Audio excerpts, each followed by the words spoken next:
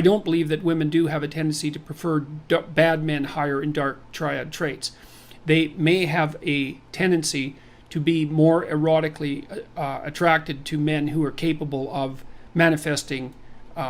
dominance and aggression. I think the evidence for that is relatively clear, and I don't think the Bible at all describes a mode of being as associated with nice guy traits. I don't know, that may be how it's classically taught, for example, because Christ is often presented, especially in more simple-minded variants, and I'm not being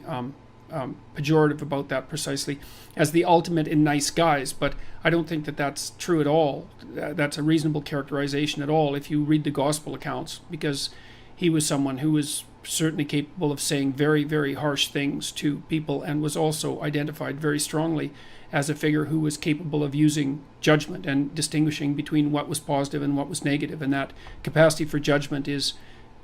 something quite different than the mere nice guy compassion that would be associated with high levels of trait agreeableness. So I think that the idea that the ideal that's put forward in the biblical writings is something like be harmless, I think that's a real misreading of the text, and I also think that it's wrong, because harmless and good are not the same thing at all. And in fact, I think one of the best ways of characterizing like a higher order morality, and this is something that Nietzsche talked about a fair bit, is that,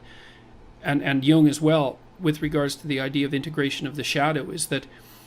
someone who's moral has the capability for violence and the capability for aggression built in and at hand, but is also someone who's perfectly capable of controlling that in a civilized manner. And I think that,